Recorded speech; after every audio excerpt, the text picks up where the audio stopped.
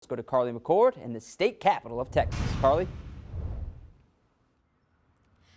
That's right, Sharif. Well, a lot of storylines go into this matchup, and one of the biggest is both of these quarterbacks. Let's start with the Longhorns quarterback, Sam Ehlinger, a product right here from Austin, Texas. Actually went to the same high school as Saints quarterback Drew Brees. He's also in the watch to win the Heisman Trophy and operating under one of the best offensive minds in football and their head coach, Tom Herman. A lot of people even compare him to Tim Tebow, but you look on the flip side to quarterback Joe Burrow for the LSU Tigers, who looked a lot more comfortable in that new offense last weekend against Georgia Southern, but he says that there is still a lot to prove before tomorrow night.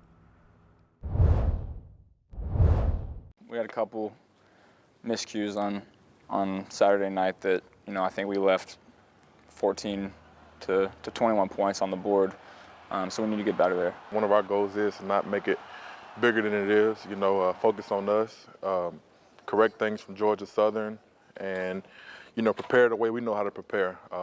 It's a lot of hype going into the game, very much so. It's well-deserved, but we got to do what we do and play LSU football.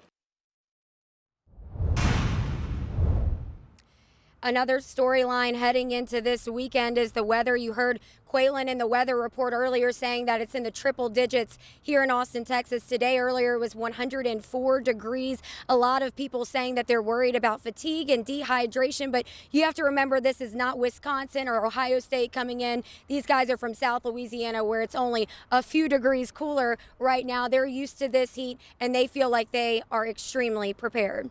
Here in Round Rock, Texas, I'm Carley McCord for WDSU News. Carley McCord, she's live at the team's facility in Metairie with more. Carley?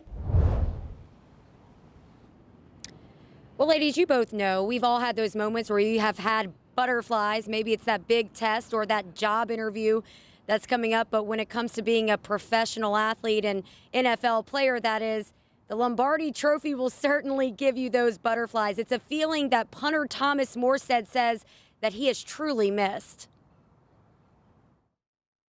This will be my second time being in an NFC Championship game, so I was talking to my dad last night, just saying how it's the first time in a long time I can remember having butterflies days out for my game, so I'm really excited about it. I think I watched the highlights that got posted yesterday about 5 or 6 times, watching Coach Payton talk to Hartley and him go out and nail that kick, and so who knows how the game goes, but we're really excited about it.